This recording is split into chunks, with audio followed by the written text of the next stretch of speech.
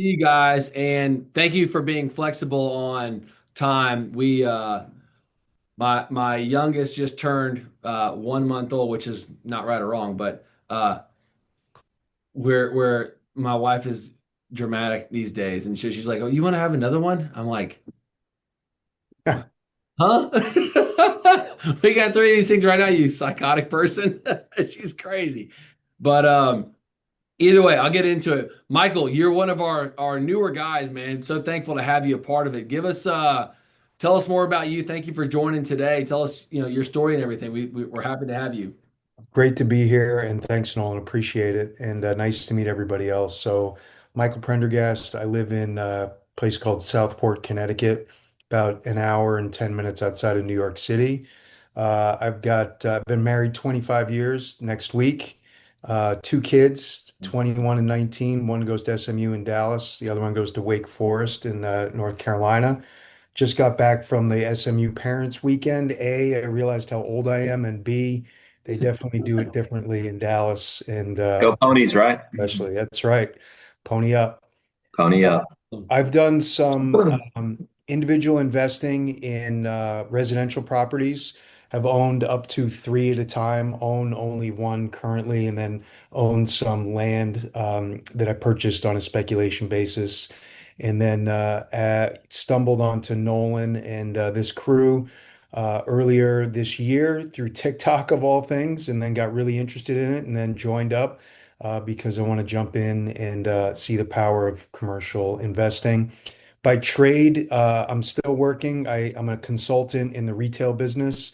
For just under 20 years, I worked as an operator in the retail and fashion business and ran companies like Tommy Hilfiger, worked at Polo by Ralph Lauren, worked in the licensing space as well. So, got a huge retail background, and nice to meet all you, and happy to be here today.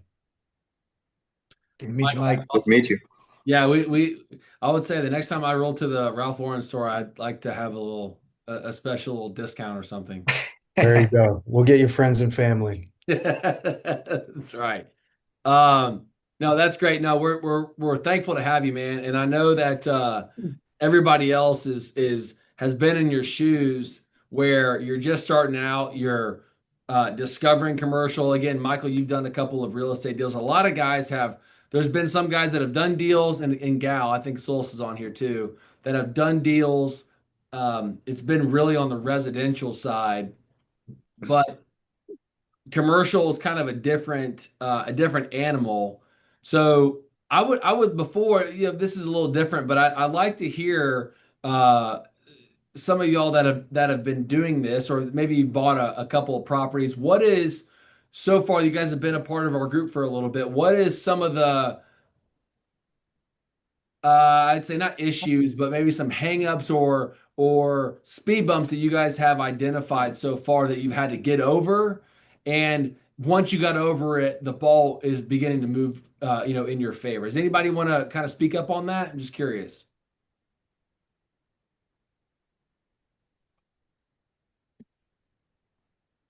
I mean, I don't mind speaking about when I got started. I mean, I can tell you my story real quick, but I mean, Michael and I were just speaking this morning.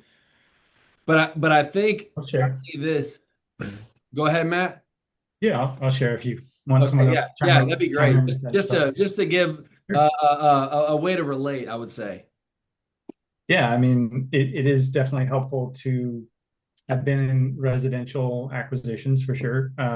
It's a What I like about it is a an opportunity to run the numbers on something that takes about the same brain power to do as a buying a single family home, but it yields greater returns. That's the upside.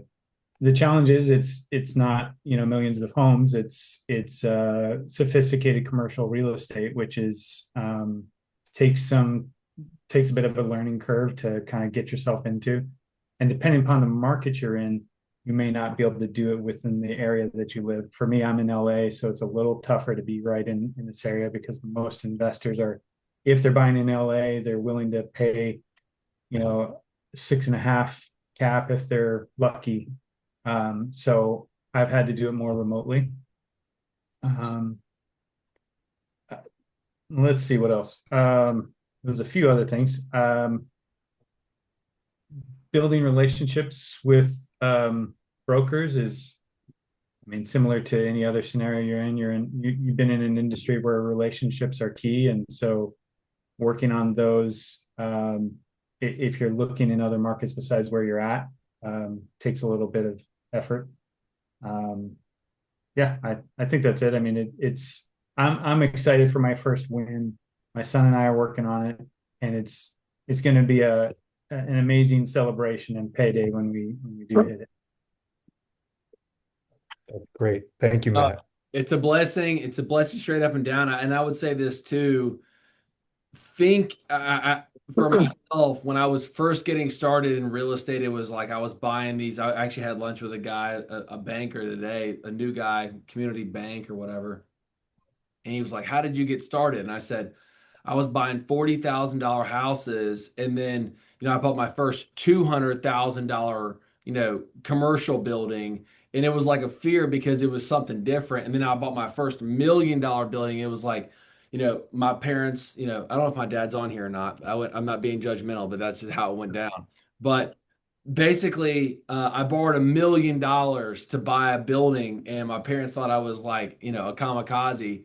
And then now it's a blessing, but $1 million deal is just kind of like anything less than that it doesn't really like get you zippy. It's just kind of like, okay, well, So I say all that is that the longer and you more that you play the game, and I would say this, it allowed me to begin to think bigger. Before I would have only been thinking about, and I'd say this, Richard, I'm looking at you, I'm thinking about you. It's like you got a couple of deals that you're thinking about. Maybe in the past you say, man, I'm only looking at $100,000 property, but now $1 million deal, after you're underwriting it and you're understanding what the intrinsic values of things are, it just becomes a math equation, and then you're not afraid of a larger deal. Does anyone have an opinion on that? I can kind of give some perspective because I'm pretty new to the group too, Michael. I'm on week 6, and I can say confidently now I really can look at a deal, underwrite it, and see if it's worth it or not. And Nolan's program and Zane's help as well, they clear up any questions that you have. So, the language and the ratios and all these things that lead to understanding the value and what is a good deal, you'll learn that quickly. I would say They're that ready to go. my toughest challenge right now is 100% building relationships with brokers. I'm in the South Florida market, and at least in Palm Beach County, everything is overpriced and there's barely any off-market listings. So, a lot of these brokers have their relationships with investors already, and they want to save those for them. So, I'm just trying to figure out any way that I could possibly connect with as many of them as possible. And I'm starting to look outward from my Palm Beach County market into the Treasure Coast, Tampa, Fort Myers, Jacksonville, more rural areas where, there might be some deals slipping through the cracks. So I'm trying to get creative with that. But I mean, as far as my perspective as a new guy, that's probably my biggest challenge. Great. Thanks, Will. No, yeah, thanks for sharing that, Will. Yeah, that's kind of what I've discovered is when you're first rolling, it's like it feels like you're kind of on the outside looking in. Everybody, all the brokers and everybody in their little posse and their fraternity, they've already got their buddies, and they shop all the deals to each other. The name of the game is kind of getting into that country club. And yeah, although you're the new guy on the block, but you're the one that takes the most action versus dealing with people that are set in their ways or doing things a certain way. So there's always a positive of that. But Zane, I want to ask if you have anything kind of on your mind as we kind of get rolling on this call. Yeah, I mean, a few members are working on some deals right now. I know I just texted Dustin Brennan and asked if he could make it because he's closing on a portfolio of 4 deals, Yeah, or 4 buildings, I should say, coming up here very shortly. He unfortunately can't make it. He's working. But I would love to hear about his deals whenever he can make it. Solix, of course, is like we heard last week, is uh, getting a deal under contract, I believe, right now. And I don't want to put her on the spot if she's not available. But that's as far as I can think for this past week is about as much action is I have personally been interacting with. Other members just underwriting deals and whatnot like that. So Yeah. we also have, I don't want to put him on the spot either, but John Blanford's also a new member of the group. And if Oh, I he's haven't not met John available yet. Yeah, either. John, you just joined either yesterday or this morning or whatever it was, man. So I haven't got a chance to call you yet, man. So if you're on here, please introduce yourself, brother. How you doing, fellas? Sorry, I was gonna hang out in the background and hide. So I I got haven't a got a big dip chance in to my call lip you and I'm yet. watching baseball and listening to you guys and I'm wearing a cutoff shirt, so I don't want to show myself, but glad to be a part. I joined yesterday. Yeah, I'm from Tulsa, Oklahoma. I work industrial sales, so rotating equipment, industrial pumps, stuff like that. So that's more on the manufacturing side. My wife's a real estate agent. She's more of a land specialist, so we do some land deals. So I'm familiar. We do some investing on those, so I'm familiar with some of the terminology. She's been doing it for a couple years. We've had some good success there. Our our accountant has told us that we need to look into depreciating assets. The problem with the land deals is, as you guys know, those aren't depreciating assets. So as far as I'm trying to offset some of my W-2 income. So that's kind of my plan, and I've this is day one, week one, so completely brand new. So it's good to hear y'all's story and feedback, and I plan on diving in. I got a lot of free time with my job. I'm kind of set up to where I work from home most of the time, and I travel, go have lunches with guys, build relationships and stuff like that. But I try not to work too hard on Mondays and Fridays like most sales guys in my business, and so I got some flexibility there. So I'm just going to try to dive in and learn and listen from you guys. That's great. Yeah, John, I'll plan on getting with you tomorrow. Like I said, I had Zane just told me about that yesterday, so plan on getting a call from me, tomorrow or whatever. But yeah, appreciate it. You guys all sharing that. This is kind of where I would say that we kind of get into some underwriting, some deals. So I know that I think I saw Solus on this call. I don't want to put her on the spot either, but if anybody has a deal that they're working on, let's begin to underwrite this. I've got my pro forma pulled up here. We can begin to, just underwrite whatever's on anyone's mind. But is anybody working through something in particular that they're trying to accomplish, or is there anything in between? I can share an update. I'm not at my computer, so I don't have my numbers to Okay. on the call. But quick update is I had my inspection for the warehouse yesterday. There is some stuff that needs to be fixed. There's 4 AC units. 2 of them are original to the building, and the tenants say they don't work well. So I know those would be big expenses, and just a couple other like drainage issues, things like that, which I'm not sure how big of a deal these things are going to be when they're all combined. What's But the address? What's the address, Solus? 2823 West Pawnee, PAWNEE in Wichita, Kansas. PAW. PAWNEE.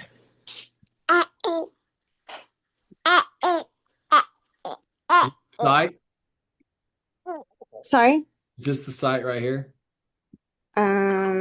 Yeah, that's it. Or is it this one? No, it's the other one. Okay, cool. All right, so give us some beats on this thing. 505 Good purchase site. price. Good little industrial park. Yeah, and interesting enough, that warehouse across the street is for sale also. So I asked my agents to see what the deal is with that warehouse, because that would be nice. From a different owner? Yeah, a different owner. Interesting. Okay.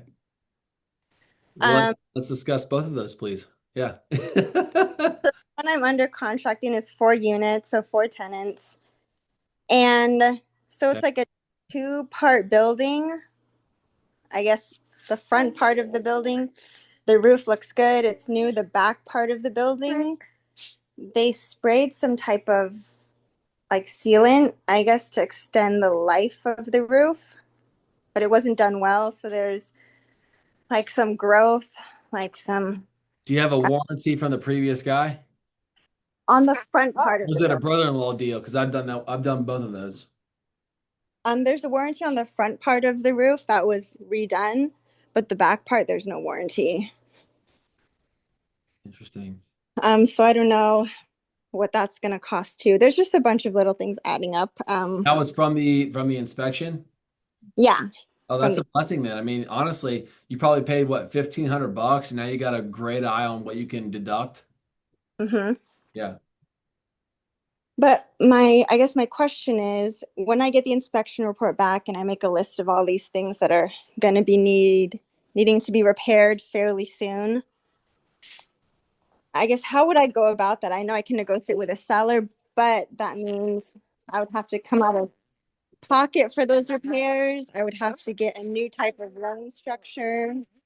No, it's not like that. The way that I would negotiate that is, um, I'll put myself in your shoes here. Again, I don't. What's the purchase price on this thing, Solus?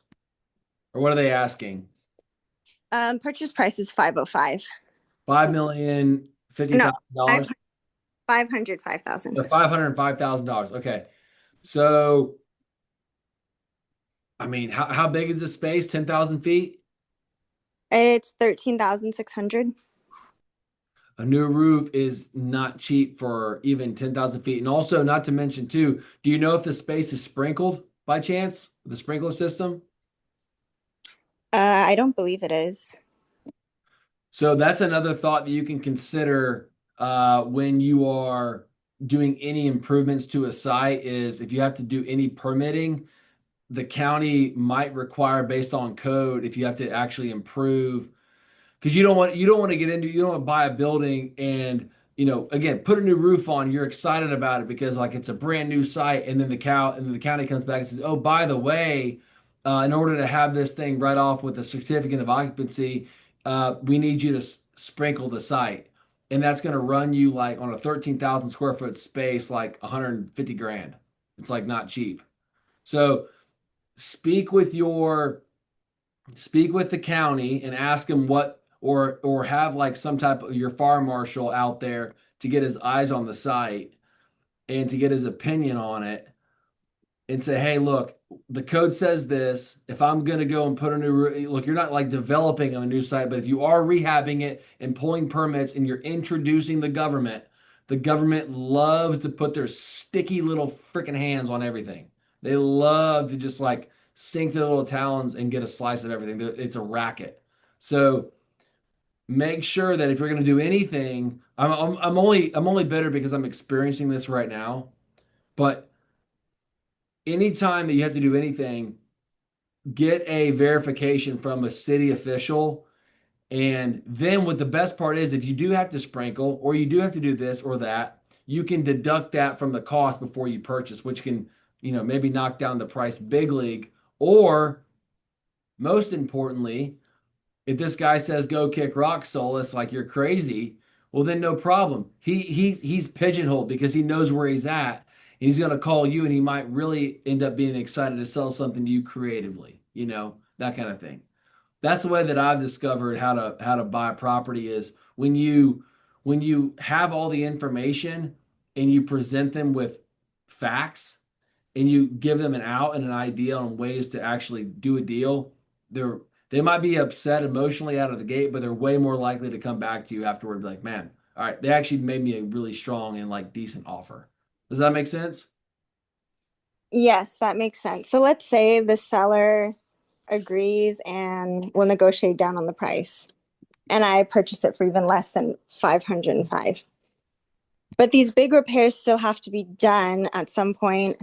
And I guess I'm trying to see how this works out. So there's tenants in there already. They have their leases. I can't just increase their rents to make up for any big repairs I'm going to do. So how would the bank then agree to work with me to make these big improvements? Like, how would this work, and how would I make the numbers work in that case if the rents are already kind of Where are the rents? so it's total bringing in like 5,200 a month, around there. Is that net or is that gross? It's a modified gross, so it's like a little complicated structure. So Yeah, I've got a modified gross lease. So basically, you are bringing in $5,200. Maybe you're servicing utilities and maybe insurance or something. so the utilities are covered by the tenant, but the insurance and the property taxes, that's where it's modified. So the tenant only pays any addition for any increases in property taxes or insurance over What they signed up their for. base year. Yeah. Sure. All right. So, which is not really going to end up being a lot. So you're talking about like maybe $100 a year. So let's say that these guys are paying you $5,100 a year, which is what? 60, what is that? 65,000 with some change, 64. Is that right? Whatever. I went to public school. 60 something thousand bucks a year in income, and he's trying to sell it for 5,000 or 500,000, but that's not the net operating income. So the net operating income on the site, depending upon the municipality and the insurance cost, is probably ballparking at like $3,400. Is that right? Sorry. I gotta be close. I mean, I gotta be close. I think so. I'm still waiting for the actual numbers, the due diligence numbers from the seller. So I don't know exactly what his. So he's probably selling it. So I bet you that I just did a quick synopsis. So basically, if he's rolling it at $4,800, or I mean, honestly, it's like $3,800 a month times 12. That's $45,000 a year divided by 0.08. Oops. That's not right. Hang on. 5,100. So he's probably rolling 3,400 bucks times 12. The value of that building just doesn't feel like it's like an 8 cap is what he's offering at 505. So the way I got to that number is if he's rolling 5,100 bucks, let's deduct $1,500 for taxes and insurance. It's probably more expensive than I'm being like liberal on this. So 5,100 just for all of us to run this together. So if you guys want to like pull out your calculator, we're all on the same page.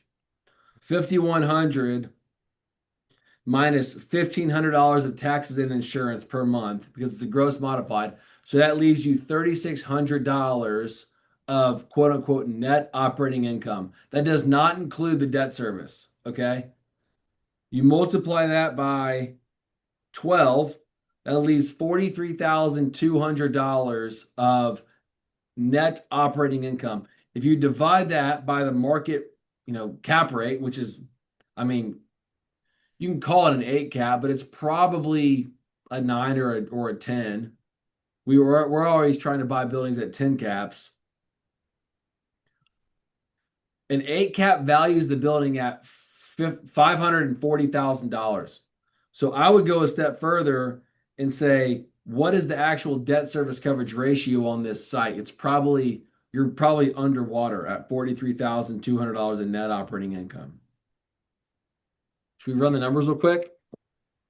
Sure. Yeah, I think that's a big reason why the seller didn't want to share the lease info until he was under contract. Yeah, I mean, he's misleading you. That's unfortunate. So everyone can see this. So here's what we're gonna do. Let's just do this together. So you said it was like 13,000 and some change ballpark of square footage. Yeah. Okay. We'll say the value of the land is 50 grand. Maybe it's more, maybe it's less. The monthly rent is 5,200. well, hang on. I'm gonna make it 3,500 because okay, 5,200. And then we are going to go down here and say property taxes are 500 a month and insurance is 500, which is I think is That's wildly low, honestly. That is shockingly low. That's aggressively low. So we'll see. All right. So 505. So it feels right out of the gate. Interest rate's pretty wrong. We're pretty strong. 505. What is your LTV with the bank, Solus? And they're gonna offer me 80. So I have 80% LTV. Sure. Pretty strong then. Well, is that 500 a year, Nolan, or 500 a month? This is per year. Oh yeah, you're right. That's what I was gonna say. I was missing that. Yeah. 6,000. I was like, I'm totally wrong here. There we go. And this is also wildly conservative at 6,000 for each of that. So at 505, $5,000 a year, you're right under, which again, a 10 cap is not a bad deal. Man, it feels razor thin and feels crazy tight. Well, I think it's going to depend on these financials whenever she gets them. Have they gotten back to you yet, Solus? So we just went under contract on Friday, and he got Right. me the keys on Friday. Okay. So he said he's working on getting all these financials together. Do they have the lease? Do I have the leases? Yeah. Yes, I do. Okay. I would say share that with Zane and I so we can help you underwrite those. Okay. And that way we can share them even with our attorney and stuff. That way he can get his eyes on them and just to confirm that you're not, getting underwater with something or some legalese gets somebody out of something elsewise. Got it. Okay. Yeah, I can email those to the two of you. Okay, cool. I'd say that this is a very preliminary. I mean, it feels like it's decent. It's not like a crazy, crazy deal. Does the seller want to leave money in the deal, Solus? No, he said no. Okay. And so basically we gotta find $125,000. Which again, I wouldn't say that's easy to raise, but it's not difficult to raise. So the cash on cash return is going to be about 10%, 12 grand in cash flow, roughly $1,000 a month from the money that we'll inject into the deal. So the depreciation on that though is not a bad deal. Let's see how much it's going to be. 78 grand of depreciation. So ballpark. Again, I'm not an accountant, but not a bad depreciation again. So.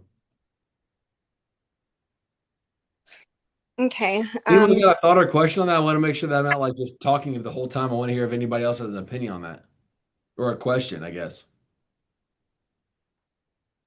Solus, how long do you say was left on the leases? I forgot. So one lease expires in January and another is month to month.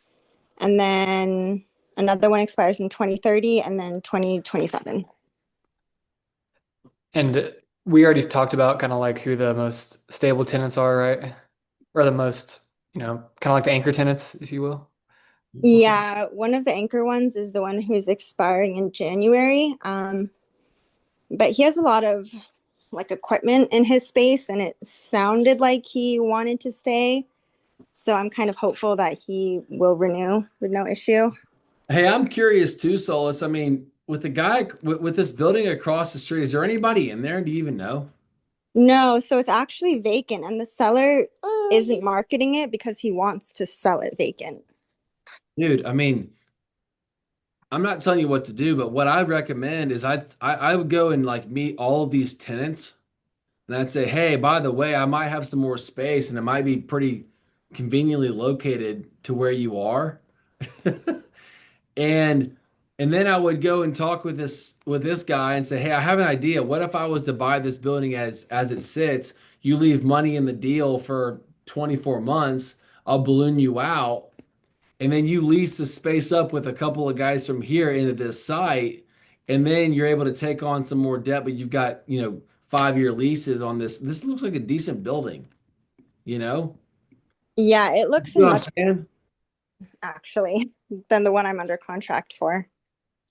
What I'm saying is like go to these owners, these business owners, and offer them to lease this space from you. Say, hey, look, you give me an LOI on this space, I'll go and buy this site across the street. Or more importantly, you say, hey, look, this guy's selling the building across the street. You should buy it. And 99 out of 10 times they're gonna say, man, I'm not really in the buying business. I really would just rather be in steel fabrication or glass supply. And you say, well, what if I was to buy this building? Would you lease it from me?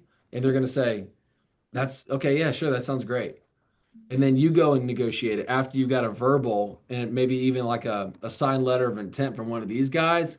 And then you can go to this cat and you can also go to your lender and negotiate a really good deal because, again, it's not producing any income. It's actually costing him money every single day, in insurance and taxes.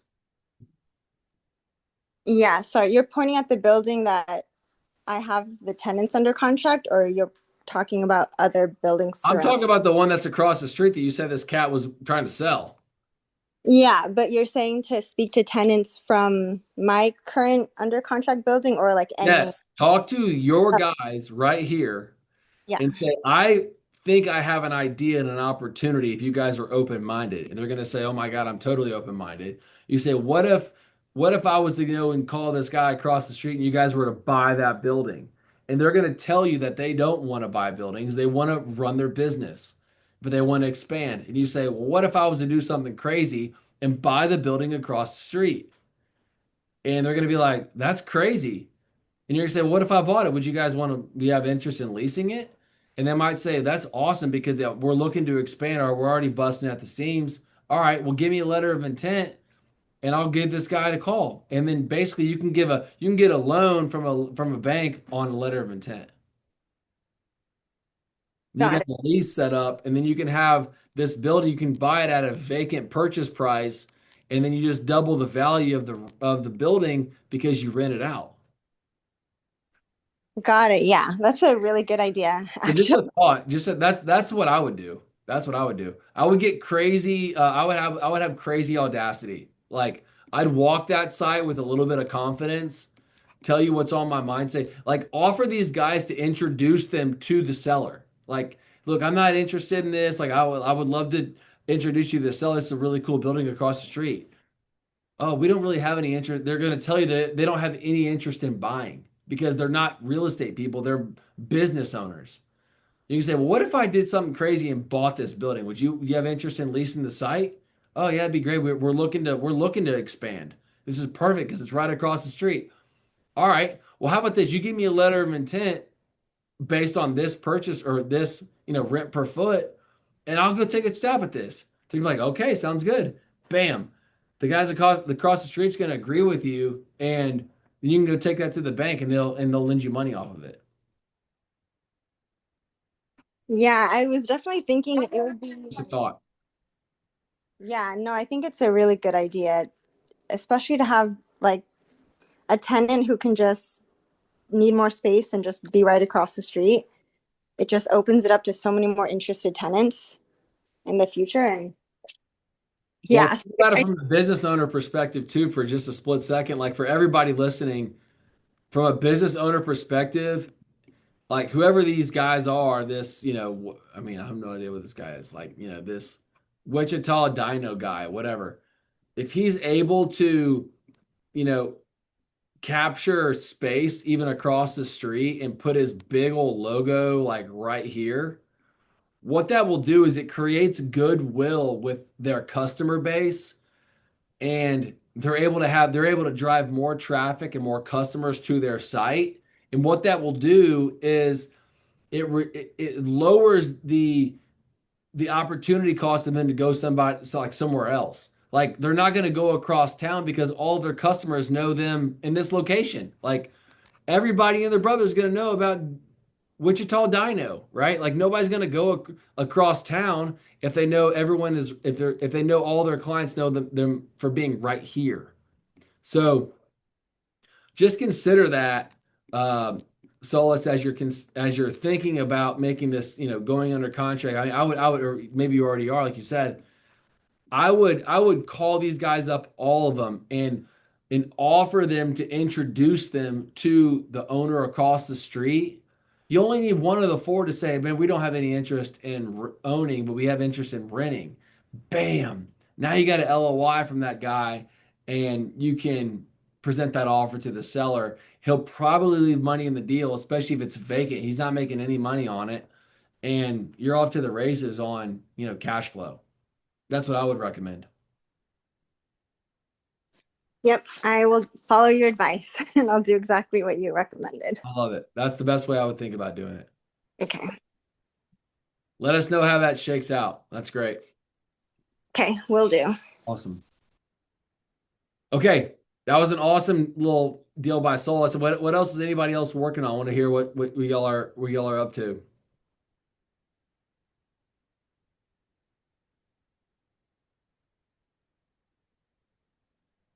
All right. Well, I'll share with you guys what I'm kind of working on here.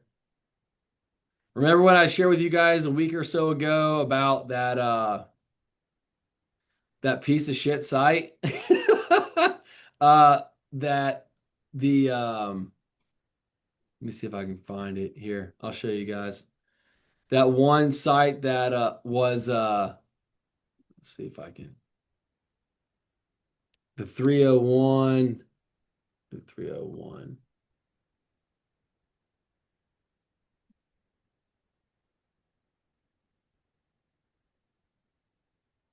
Birmingham. There we go. This building right here. Were y'all on the call like that when I showed this site? So I basically, for those that are, I guess, newer, like Michael and who else is on here? John and everybody else like that. So I own this building right here. I got eminent domain on, let's see, all the way down here, right here. That's my building right there. I got eminent domain. The county just took that building from me. Like, I made out like a bandit, but what I'm saying is that county courthouse needed this site to expand their footprint. So they paid me and it worked out, whatever. But the Jefferson County is about to spend $60 million on this area, right? Whatever. So I got paid out on that deal. I say all that. I'm trying to buy the eminent domain. This guy as well. It looks like shit. And I am just trying to buy everything over in this area. Okay. So what I ended up doing, just again, since we're on the call, I'll tell you, I bought this building. For those that were at the live call or the live event last year, I bought this building about 3.5 years ago. It's just a warehouse that's got a bunch of roll-up doors. It's got a nice little roll-up door right here. I have a last mile pharmaceutical distribution guy that's in there. They come in like the middle of the night and they clean it up, or they go to Rite Aids and Walmarts and Walgreens and all that kind of stuff. But the building across the street, which is this one right here, looks like crap, right? It was like an old school or something that it was. It doesn't look great. And so what I did is I basically purchased the back taxes on this site, and it's got, if you can tell, it's got all these like appliances. The guy across the street here has like a business he's been running this out of. And so what I did is I just bought this building for the back taxes, and it had about $500,000 worth of liens on it that I've eventually cleared. I just got title insurance last week on it, so I can borrow money against it. So what we're going to end up doing is just like knocking down a large portion of it. I'll share let me share my email from my contractor on it. Let's see. Here it is. And I'm not gonna lie, I'm just kind of looking at this from the first time myself, so don't judge me on this. But basically, we're just going to go. And I told him, I said, hey, and I talked to my banker about it too. I was like, look, overinflate everything. Like, I don't care what the price is, just put 20% on top of it and just see what happens. So I called my banker because I have another guy that's trying to buy one of my other buildings. I had lunch with him today. And he's like, yeah, I have interest in buying your property, this, that, and the other. So I called my banker and I said, hey, um, I got a guy that might want to continue to hold a note on a building that you have with me. And by the way, I'm looking to get some debt on this other site. And he's like, oh, okay, all right, cool. Yeah, just let me know what you like to do. Like, let me know what you think. And so look, it's not like a big or small number, but 629,000. It's probably closer to like 450 is what the real cost is. But if I can get debt for 629 versus 450, I'll put a couple extra bucks in my pocket, I guess. So um, I don't know. That's just something else that I'm kind of working on. I'm not a martyr or an expert, but it's just kind of fun to find ways to piece deals together and to get cute on stuff and see if we can make things happen, I guess. So anybody got a thought or a question on that? I don't know. Like I said, I'm not trying to ramble. It's And just a cool way. Nolan, when you cleared those liens, you obviously had to pay the 500,000 that were No, dollars. No? no. So how does that work? Very simply, the liens that were on the building, they were not attached. They were attached to the site. They were not attached to me as the new buyer. So what the attorney basically said, hey, look, you're never going to get, and also in Alabama, the rule is that there's a lien attached. It's going to take 20 years for it to actually just essentially fall off. It's almost like statute of limitation. Like after 20 years, like you can't hold a lien against somebody at that point. So Mhm. what we said is like my attorneys like went to these banks, went to these there was like a random credit union and like a random ass guy, and we just said, look, you're attaching a lien to something that has been dissolved like 20 like 15 years ago. You don't have any claim to this anymore. Are you opposed to just releasing the lien? And they're like, they're banks, they don't care. You have a relationship with them, they just stroked a not a check, but just like sign a pen, and it was like over. So Got it. it took a couple of years. Like I said, it's been 2 years. We just did it last week finally, but yeah, we released about $560,000 worth of liens, and I'm in it for like 16,150 bucks, which is just crazy. So it's And just they're going to lend you 650,000 in debt for that building. correct. And that, I hope that's the case. I hope that's the case. yeah, yeah. So do you have any tenants that I mean, the building needs to be rehabbed big time, but do you have any tenants in mind that might fit for for that location? I mean, I don't think I'll have any issues dealing with the location at all. I mean, it's right off downtown. I mean, you're probably talking about the way that I've discovered that's an important, and this is for everybody, an important attribute that distribution businesses focus on is they stopwatch from leaving their port to getting on the interstate. And so anytime you see a stoplight, it basically hinders their ability to get on the interstate because they're in distribution. So I basically stopwatched it, and it's about 2.5 minutes to get onto I-65 to get onto the expressway. Mhm. So what my pitch is that if somebody is in the trucking business or distribution compared to any other site in the city, you're able to not deal with stoplights and get onto the expressway in less than 3 minutes, you know? So So I think it's a pretty large tenant pool, basically. cool. Yeah. And we'll be shopping that all the while that we are, rehabbing it. So Mhm. a thought there, I guess. I don't know. So would you be negotiating interest only on that debt service back until you get at least up, for example? No, I spoke with Patrick today, who's my guy at Renaissance, and again, he's on our contact card. If you guys need him, he's on our CRE collective, contacts. Basically, what we'll do is we'll get a loan it'll be a construction loan So he'll lend me, 200 grand here, and then he'll lend me 200 grand there, and then basically the final 200,000 afterward.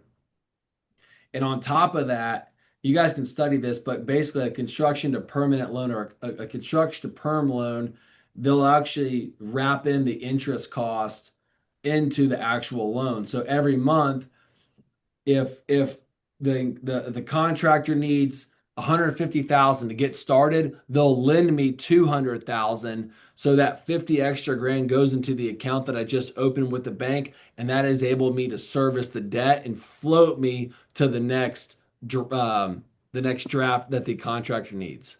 So then the contractor says, "Hey, we've gone through phase one. Awesome." The banker comes out, he expects it. Awesome. He'll lend me in the next phase another 200,000. That other 50 grand basically services the debt. So the bank is lending me money um, that I'm able to service debt back to the bank, essentially. The bank's lending me money to service the debt. And then once the building is all tied up and it's got a bow on it, then we actually refinance it into permanent debt at, if it's valued at $1 million, my exposure is $600,000 or whatever the number is. And then my loan to value is only 60%. And I've got all of my money back out of the deal. The bank's thrilled because they've got collateral that's worth $1 million, and they've got a tenant that's servicing the debt, and the debt ratio is 1.6. You know, that's kind of the timeline on it. So that's the way that I've discovered to make it work, and that's what the way my banker has outlined, this deal. So a thought from 30,000 feet.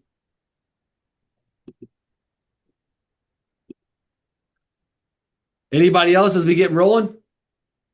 Yeah, so I got something I'm looking at, Nolan. I talked a little bit about it, but it's not industrial space. It's a two-building parcel with at least 6 rental units in it. A restaurant, it's right near where I live, and a friend of mine owns one of the businesses that's in it. It's a restaurant, and then it's actually a gun store, and then it's got an empty 1,500 square feet, and then it's got an apartment that's about 800 square feet, and then across the parking lot, it's got a 4-bedroom house that could be turned into office space, which is in high demand where we are. My friend who owns the restaurant has an inside line to the lady who owns the parcel. It's an older woman, and she wants to sell it. But I did the underwriting on it. I haven't shared it with you guys yet, but I don't know if you want to take a look at that and get your thoughts on it. Dude, I'd be thrilled to look at it. Yeah, it's kind of like what we were speaking about before. I mean, if you'd like to share, and this is the other thing. Here we go. Yeah, perfect. Yeah, and I would say this as well. When you guys have something that kind of not necessarily outside of the range of industrial, but to look at a particular deal outside of our normal scope, please always like just CC Zen and I both in it for us to get our eyes on it together, if that's fair. So this is the address, 246 Old Post Road, and it's in what's called Fairfield, Connecticut, which is a pretty high-end area. And right now, this section of town is booming. For whatever reason, there's been they have this thing called 830G up here. I don't know if you've heard of that, but it's a state statute that allows builders and developers to sidestep local zoning laws if they elect it to build higher density units. So what's been happening is there's been a lot of development around here, and it's attracting a ton of attention to the area. And there's things that are super old and ancient here that I think provide value, and I would put or upside value. I would put these two buildings in that category of they're kind of a diamond in the rough. They're definitely under rented right now from a both dollars per square foot as well as vacancy standpoint. So the lady that owns it is asking 3.3 million for the entire parcel. About 2 years ago, she was asking 2.8 for it. And if you take, I Googled, and I don't know how accurate this is, but I Googled cap rates for Fairfield County for commercial, and it said it was about 7.3. She's getting $20,000 per month for rent right now. And the other thing I Googled in Fairfield County was what's active average rents per square foot for properties like this, and it says 25 to $30 per square foot. So it looks like the rent per square foot is under, and it looks like that cap rate falls kind of right in line with what the average is for the county. My so-called friend or partner on the deal that owns the restaurant. And by the way, he's got a 20-year lease that's up in 4 years. So what he wants to do, he's very interested in making a move on the building because he knows his rent is going to 3x or 4x from where it is today. Because they put the restaurant in 15 or so years ago. And before that, it was a like kind of a downtrodden bar. This restaurant now is like a local institution.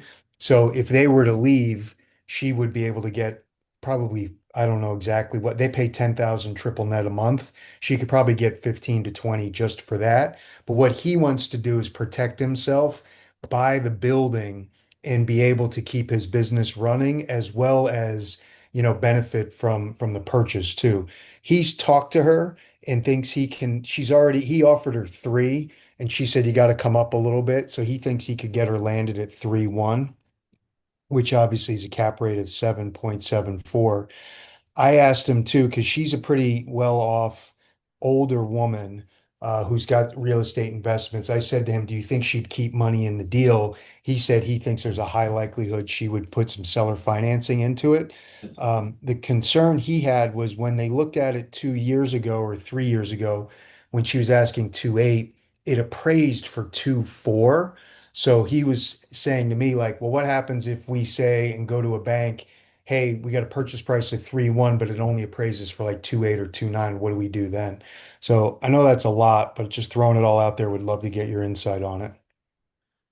I love to get my eyes on the site. Number one, I think that's great. The fact that she's open-minded to leaving money in the deal is awesome as well.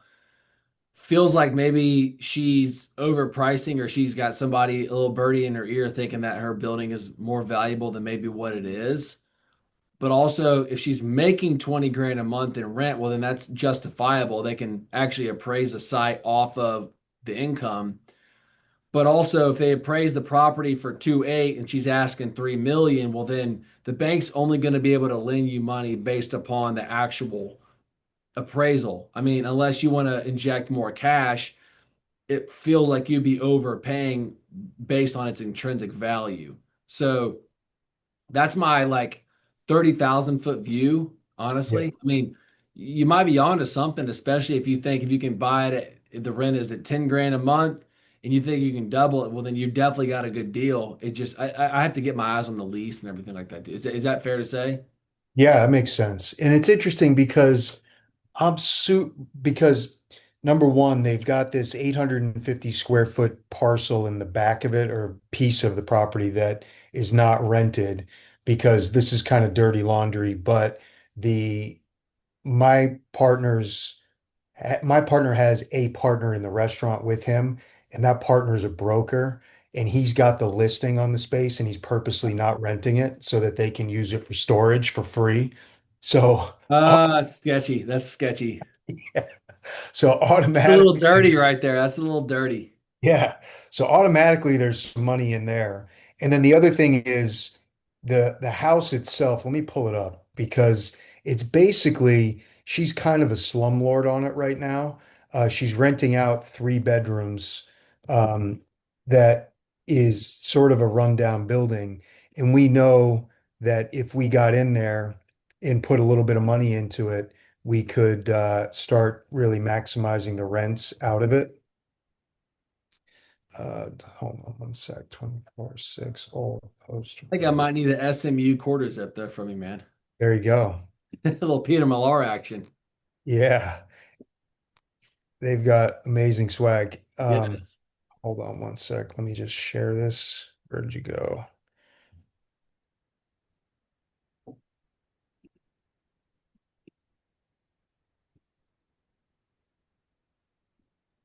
Okay, so this is the look out of the parking lot across the place, and there's a high-end hotel here, and then some high-end townhouses back here. There's an Equinox gym right next to it. I-95 is right here. So here's the one building that houses the restaurant. It's got an apartment upstairs and then that vacant spot in the back with the gun shop upstairs in the back. And then this is the building that's next door. Oh, wait a minute. That's got, I think, 3 or 4 apartments in it that are just being rented out as individual rooms. But a block away, somebody did a rehab to a house, and it's basically the template of what we would do, that they refurbished it and then they rented it out to businesses. Like there's a mortgage company in there, there's an interior design, and now there's a realtor that's in there too. But it's obviously in slight, I wouldn't call it disrepair, but it's definitely not a high-end rental right now either. So this is the parcel here, as you can see. Great access, great location, and then it's got that Equinox that's brand new that went in right next door over here. That is one of the nicest Equinoxes in the country. So it's definitely like an up and coming area. So that's where we are. Well, if you don't mind, I'd love to, if you can send me like an email on everything like that. That way that Zane and I can actually go over all the details on everything. That'd be great. I mean, Yeah, and I'll do also that. I'd love to just shoot it out to everyone else to get their eyes on it as well, see if they have appetite for it. Sounds good.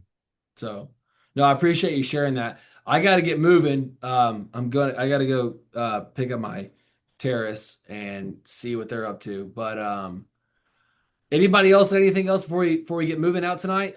Mike, that was awesome. I'm really excited about just sharing like that. Thank you guys for being so just open to being transparent like that. That's really great. So we appreciate that so much.